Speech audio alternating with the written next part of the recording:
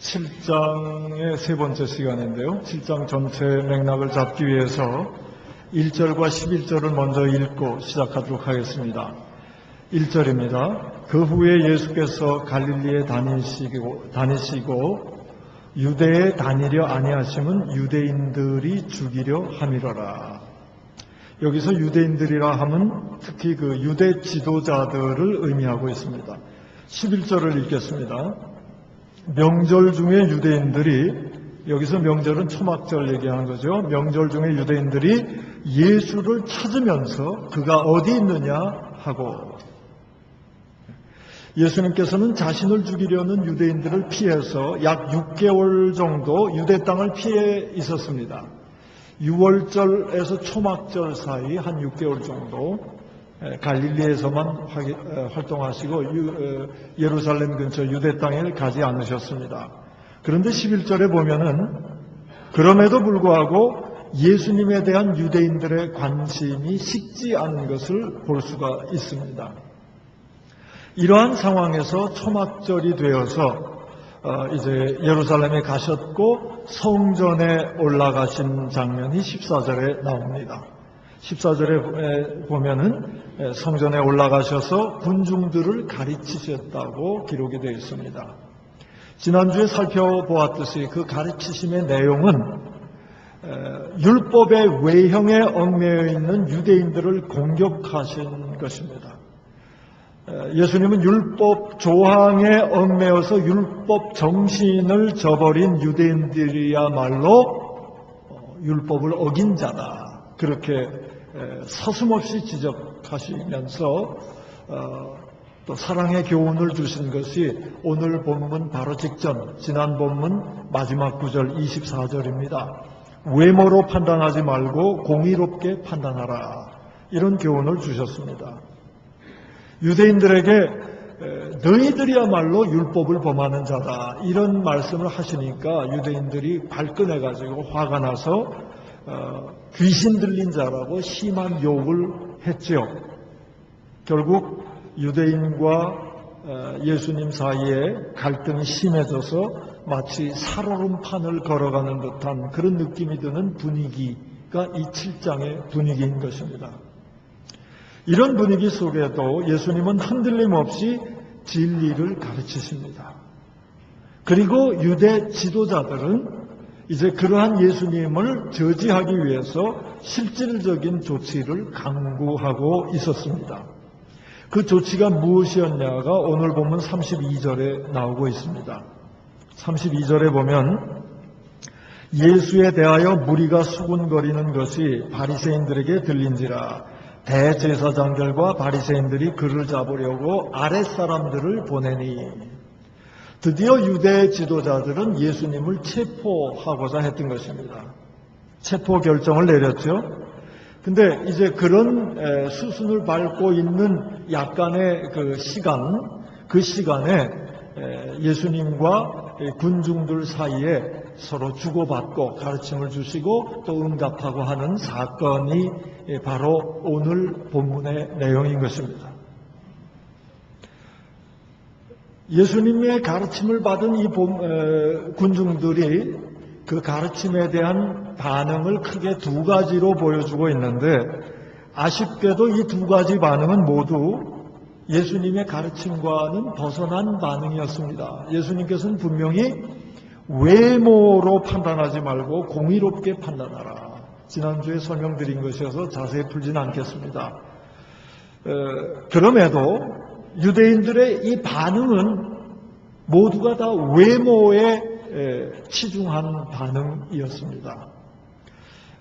성경 순서대로 살피지 않고 이전에 많이 얘기했던 것 먼저 간단하게 얘기 드리고 다시 앞으로 돌아오겠습니다.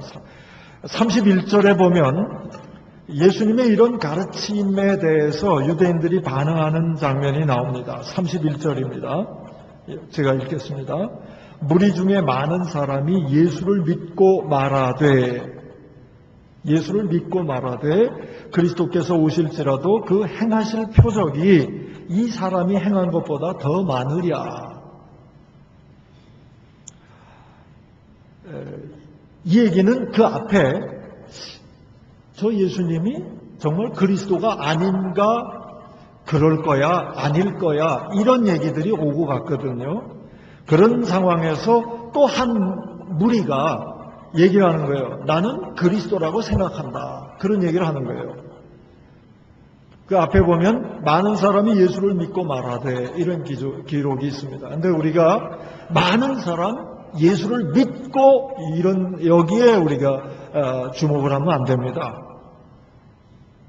그 많은 사람이 예수님을 믿고 말하게 되는 그 이유가 무엇인가? 왜 도대체 믿게 되는가를 우리가 주목해야 되는데 그 이유가 무엇이냐 하면 그리스도께서 오실지라도 저분이 그리스도인지 아닌지는 잘 모르겠지만 또 다른 분이 그리스도라 할지라도 그분이 오실지라도 이분이 이 예수님이 행하신 그 표적보다 더 많이 표적을 보여주시겠느냐 이런 얘기예요. 그래서 괄호 속에 담긴 의견은 그래서 우리는 그 많은 군중들 중에 일부죠. 우리는 저분을 그리스도라고 생각한다. 이런 내용이 들어가 있는 것입니다. 그런데 우리가 주목할 것은 왜 그렇게 예수님을 인정했고 예수님을 믿게 되었느냐라는 점에 주목해야 한다는 것입니다. 무엇에 주목했습니까? 표적에 주목한 것입니다. 진리 그 자체에 주목한 게 아니에요. 예수님의 말씀을 알아듣고 믿은 것이 아니고 표적을 보고 이 정도 표적을 일으키는 분이라면 그리스도가 아닌가 이런 결론에 이른 것입니다. 다른 말로 하면 예수님의 외모를 보고 예수님 사역의 외모를 보고 예수님을 그리스도라고 인정하는 것입니다. 여러분 표적을 보고 믿으면 안 됩니다. 진리를 알고 믿어야 되는 것입니다. 왜냐하면 표적, 기사, 기적, 이적 이런 것들은 기독교에만 있는 게 아닙니다. 무당도 기적을 일으킵니다. 마치 모르신 것처럼 앉아 계시는데 다른 종교에도 기적이 있습니다. 기적 보고 믿으면 안 되는 거예요. 진리의 핵심을 알아야 되는 것입니다. 아쉽게도 예수님을 믿는, 예수님을 지지하는 사람들이 지지하는 이유가 표적이었다. 외형을 보고 믿었다라는 것, 그것은 참 아쉬운 일입니다. 또 다른 반응이 25절에서 27절에 나오고 있습니다. 25절, 26절을 제가 한번 읽어드리겠습니다. 천천히 보시고 내용이 무엇인가를 파악해 주시기 바랍니다. 25절 읽습니다. 예수님이 그렇게 가르침을 베푸시자 반응이 이것입니다. 예루살렘 사람 중에서 어떤 사람이 말하되 이는 그들이 죽이고자 하는 그 사람이 아니냐. 26절 보라 드러나게 말하되 그들이 아무 말도 아니하는도다. 당국자들은 이 사람을 참으로 그리스도인 줄 알았는가? 이게 25절, 26절 얘기예요. 이게 무슨 얘기냐면 그동안 소문을 들어보니까 저 사람을 두고 얘기하는 것 같은데 저 사람은 율법을 어겼다더라. 또 신성모독죄를 저질렀다는 그런 소문도 있더라. 그래서 예루살렘 사람들이 25절 처음에 예루살렘 사람 중에서 어떤 사람이 이런 말은 유대 지도자들 얘기입니다. 유대 지도자들, 당국자들이 저 사람을 죽여야 된다고 그렇게 얘기하더라. 그 얘기입니다. 그런데 26절에 보면 저렇게 성전에서 드러나게 가르치고 있는 것을 보니까 그리고 당국자들조차도 잠잠한 것을 보니까 그 사이에 변화가 있는 것이 아니냐. 저 사람을 그리스도라고. 그리스도는 메시아라는 히라보입니다. 구세주라는 히라보예요. 저 사람을 구세주로 여기는 것은 아니냐. 그런 얘기예요. 그러면서 군중이 혹시 그리스도일지도 모른다라는 쪽으로 이렇게 움직여가고 있는 것입니다. 근데 좋아할 게 하나도 없습니다. 왜냐하면 이러한 판단은 외모를 보고 한 판단이기 때문입니다. 험악한 분위기에서도 저렇게 당당하게 성전에 서서 자기 주장을 펼치는 거 보니까, 그리고 당국자들이 잠잠한 것을 보니까 그리스도인지 모르겠다, 그리스도인 것 같다, 이런 판단이거든요. 뭘 보고 판단하는 것입니까? 가르치심의 진리의 내용을 보고 판단하는 게 아니에요. 분위기 보고 사람 보고 판단하는 거죠. 주변 환경 보고 판단하는 거예요. 역시 외모에 치중하는 것을 우리가 보게 됩니다. 우리는 어떻습니까? 우리는 진리를 어떻게 파악하고 어떻게 접근하고 있습니까? 남들이 그러니까, 대세가 그러니까, 시대가 그러니까, 누가 뭐라 그러니까, 이런 자세로 진리를 찾고자 한다면 참 진리를 찾기가 어려울 것입니다. 진리는 외모로 알 수 있는 것이 아니기 때문입니다. 진리는 진지한 고민과 책임 있는 자세로 찾고 대할 때만 진리가 드러나고 자기 것이 됩니다.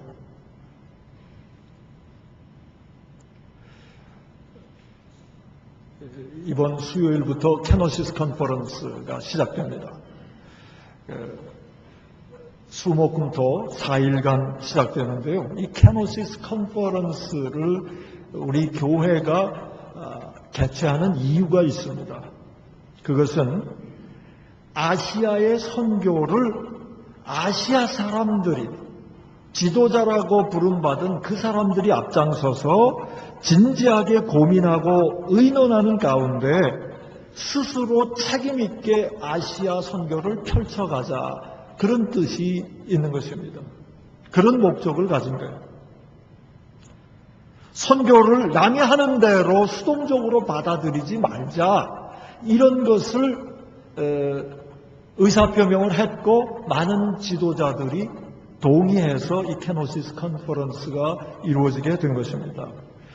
선교는 일단은 자신들이 하는 게 아니고 외부에서 와서 선교 사역을 펼치잖아요. 그러나 이제는 그렇게 남에게 의존할 것이 아니라 이 아시아의 선교, 우리가 거주하고 생활하는 그 땅의 선교는 이제 우리가 좀 책임 있게 이 땅에 맞는 선교, 하나님께서 우리에게 원하시는 선교가 무엇인가를 서로 찾아보고 얘기해보고 기도하면서 우리 아시아 선교를 아시아 사람들이 책임 있게 하나님의 뜻을 스스로 분별하면서 펼쳐가자. 이것이 캐노시스 컨퍼런스의 밑바탕에 흐르고 있는 토대인 것입니다. 그럼 우리 교회는 어떤 입장인가? 그 얘기를 조금 말씀드리자면요. 우리나라가 선교 대국이 되지 않았습니까? 선교사 파송 숫자로는 미국 다음입니다. 그래서 우리가 선교사를 많이 파송하고 있죠. 인도네시아만도 지금 거의 150가정 내지 200가정 된다는 얘기를 들었습니다. 한국 선교사 가정이. 말레이시아는 70, 80가정이 된다고 들었어요. 많은 한국 선교사들이 인도네시아와 말레이시아에 퍼져 있습니다. 그럼에도 우리 한국교회의 입장, 그리고 우리 교회가 가져야 하는 선교에 대한 입장은 이것이라, 이런 얘기입니다. 선교를 우리 마음대로 하지 말고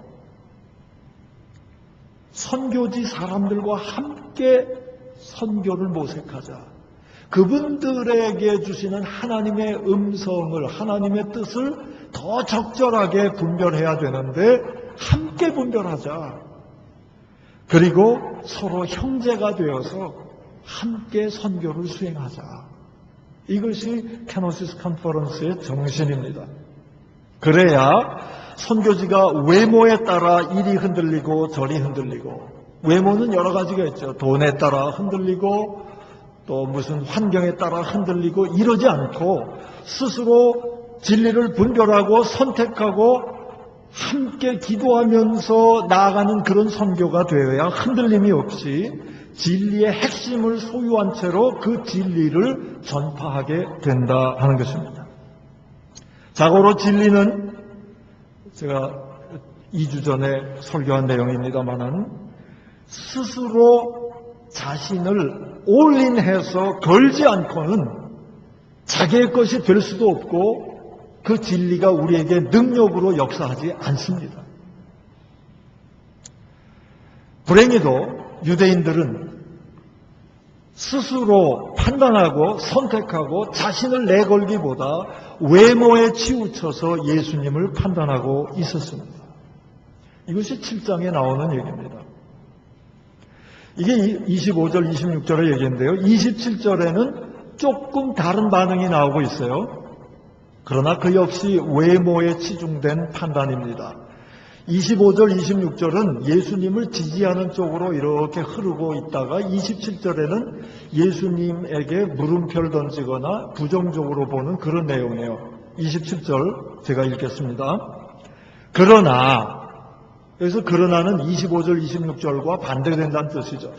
그리스도가 아닌가 하는 그런 흐름이 있었는데, 그러나 27절입니다. 그러나 우리는 이 사람이 어디서 왔는지 아노라.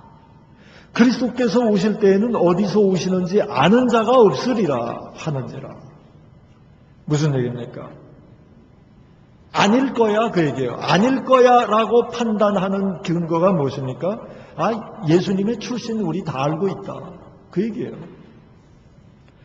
그리스도는, 다시 말해서 구세주는 좀 신비하게 등장하고 그 출신지도 아주 신비에 가려져야 되는데, 지금 저 앞에서 얘기하고 있는 저 사람 갈릴리 촌구석에서 온 사람이야. 그리스도 구세주는 그렇게 오실 수는 없어. 그런 얘기가 27절의 얘기입니다. 외모를 보고 판단하는 거죠. 이 유대인들의 반응이었습니다. 이에 대해서 예수님께서 28절에 그 반응에 대해서 재반응하시는 장면이 나옵니다. 예수님의 말씀은 우리가 함께 봉독하는 복을 받아야 되겠습니다. 저만 복 받으면 안 되므로 28절은 우리 함께 봉독하겠습니다. 예수님의 말씀입니다. 시작. 예수께서 성전에서 가르치시며 외쳐 이르시되 너희가 나를 알고 내가 어디서 온 것도 알거니와 내가 스스로 온 것이 아니니라. 나를 보내신 이는 참되시니 너희는 그를 알지 못하나 나는 아노니 이는 내가 그에게서 났고 그가 나를 보내셨음이라 하시니. 29절까지 같이 읽었습니다. 무슨 얘기입니까? 이런 얘기죠. 이 사람이 어디서 왔는지 아노라 그렇게 얘기하는 것을 인정해 주는 거예요. 그래, 맞다. 나는 너희가 알고 있듯이 갈릴리 촌구석 출신이다. 그 얘기예요. 그러나 그것은 진리의 외모다. 그 얘기입니다. 진리의 핵심은 무엇이냐? 갈릴리에서 왔냐 안 왔냐가 핵심을 판가름하는 기준이 되어서는 안 된다는 거예요. 중요한 것은, 진리의 핵심은 아버지 하나님이 나를 촌구석에 살도록 보내셨다는 것이다. 그렇게 삶으로써 아버지 하나님의 진리를 드러내도록 하셨다는 것인데 너희는 지금 그것을 모르고 있다. 그 얘기입니다. 여기에서 우리는 말씀의 오늘 설교의 제목인 그 구절로 예수님의 메시지를 요약할 수 있습니다. 사람으로 오신 하나님. 사람으로 오신 하나님.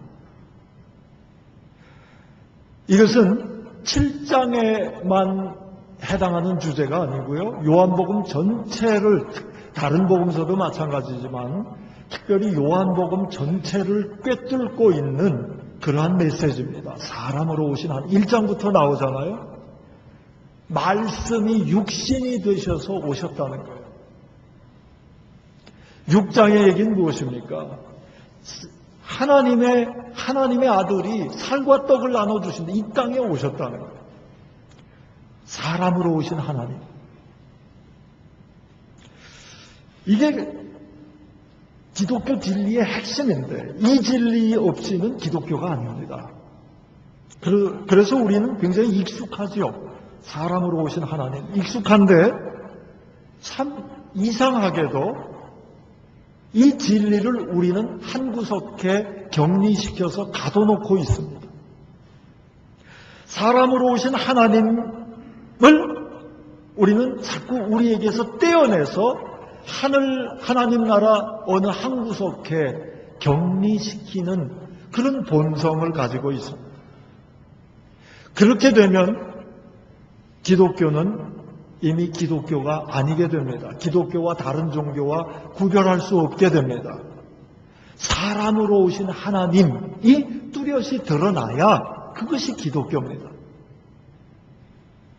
다른 종교와 별 차이가 없고 또 사람으로 오신 하나님의 내용이 무엇이냐 이제 그런 얘기는 아무래도 다음 주에 다음 주는 서종훈 총장님이 선교를 주제로 말씀하시고 그 다음 주에 제가 연결해서 말씀을 조금 더 자세히 연속해서 풀고자 합니다. 오늘은 성찬식도 있고 해서 중간 단계의 메시지를 좀 드리도록 하겠습니다. 그러면서 그 메시지를 가지고 깊이 묵상할 수 있도록 그렇게 말씀을 드리고 마치고자 합니다. 사람으로 오신 하나님, 이 구절을 좀 깊이 자꾸 묵상해 보시기 바랍니다. 지난주에 교사수련회가 있었죠. 화수목 3일 동안 교사수련회가 있었는데 목요일날 낮 시간에 정영택 목사님께서 귀한 강의를 해주셨어요. 지금 교사들은 다 저쪽에 가 계셔서 이 중엔 참석하신 분들도 계시지만 이 중에 잘 모르실 것 같은데 그때 강의 제목이 교사와 성경이라는 주제였습니다. 그 강의를 하시면서 성경 묵상의 원형인 렉시오 디비나 거룩한 독서라는 것을 설명해 주시고 성경을 어떻게 읽는가를 2000년 역사 동안 가져온 그 원형적인 성경 읽기 방법을 얘기해 주셨어요. 그리고 나서 실습을 다 같이 했습니다. 그때 선택한 본문이 그 팜플렛에 나온 본문이 에베소서 5장 21절에서 6장 4절까지 말씀이에요. 이 말씀은 5장 21절 이하의 말씀은 부부 사랑에 관한 말씀이죠. 이제 그 말씀을 읽고 나서 읽은 말씀 가운데 마음에 다가오는 그런 구절을 서로 좀 발표하는 시간을 가졌습니다. 그때 우리 하성범 목사님이 웃고 계시는데 큰 은혜를 받으셔서 여러 번 표현을 하도록 하셨어요. 네, 그리고 그 외에 몇 분에게도 기회를 드렸는데 저에겐 기회가 안 왔는데 제가 그때 마음에 부딪혀온 말씀을 잠깐 같이 나누고자 하는 것입니다. 그때 그 에베소서 5장 21절 이하를 읽다가 저는 25절하고 30절에 눈이 멈췄습니다. 25절 기왕에 한번 읽어보겠습니다. 에베소서 5장 25절 말씀. 이 위에 떴네요. 같이 한번 25절 한번 읽어보겠습니다. 남편들아 아내 사랑하기를 그리스도께서 교회를 사랑하시고 그 교회를 위하여 자신을 주신 같이 하라. 또 30절입니다. 다 같이 읽습니다. 우리는 그 몸의 지체임이라. 이 구절이 새롭게 저에게 다가왔습니다. 25절은 길지만은 축약하면 이렇게 축약할 수 있죠. 남편들아 아내 사랑하기를 그리스도께서 교회를 사랑함 같이 하라. 그리스도께서 교회를 사랑하는 것처럼 아내를 사랑하라 그 얘기입니다. 그런데 30절에는 우리는 그의 몸의 지체임이라. 여기서 그 몸은 그리스도, 교회를 얘기하는 겁니다. 그리스도의 몸, 교회를 얘기하는 겁니다. 그리스도의 몸이에요. 이 두 구절을 연결하면 저는 다소 비약은 있지만 이렇게 저에게 하나님께서 말씀하시는 것으로 받아들여졌습니다. 아내와 그리스도를 뗄 수 없다. 이런 생각이 들었어요. 그런 묵상이 되면서 묵상하면서 결론 지어지는 메시지는 이런 것이었습니다. 아내 보기를 그리스도 보듯 하라. 우리 여성들은 아멘 하셔야 되는데, 아내 보기를 그리스도 보듯 하라.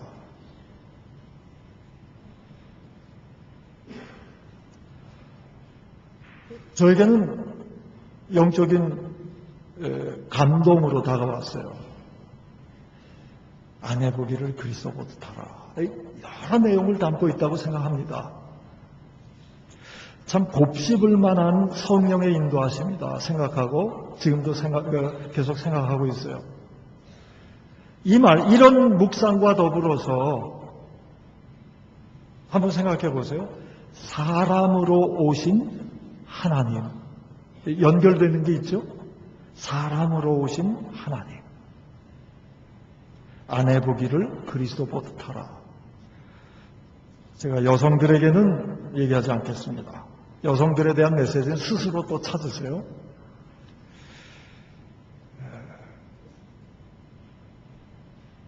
아내 보기를 그리스도 보듯 하지 않았다면 모르는 사이에 사람으로 오신 하나님을 또 어디엔가 격리시켰다는 뜻입니다. 조금 있다가 성찬식을 거행합니다.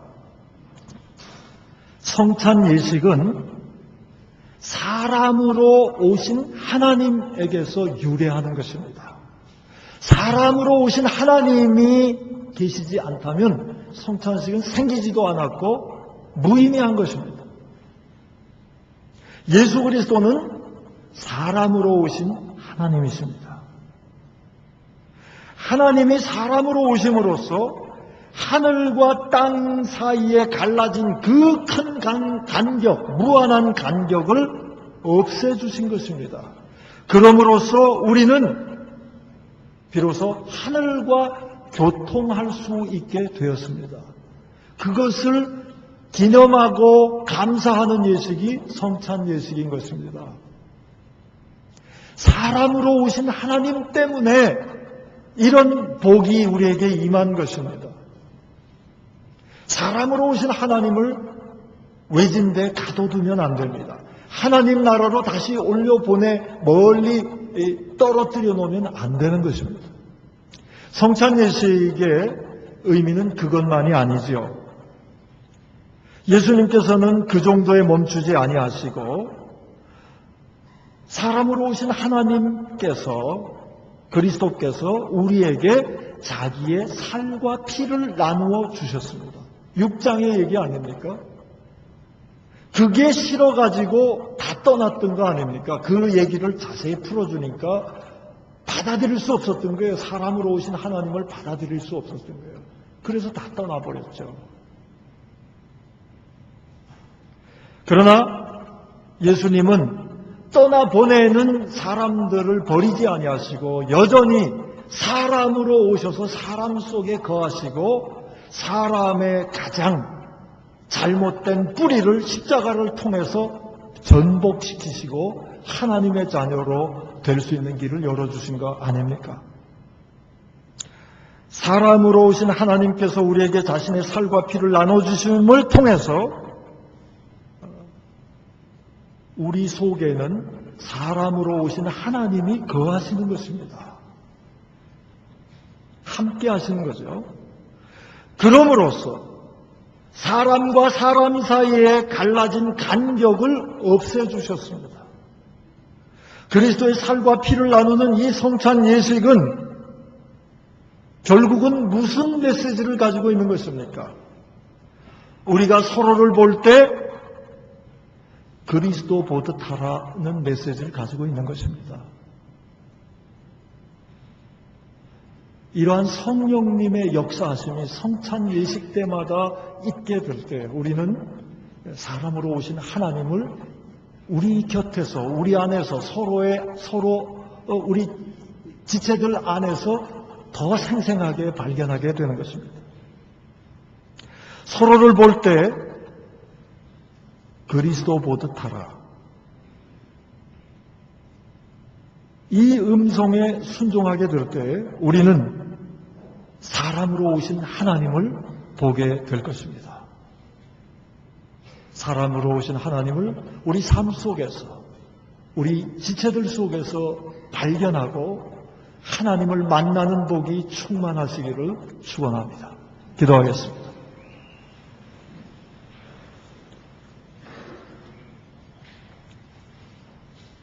하나님,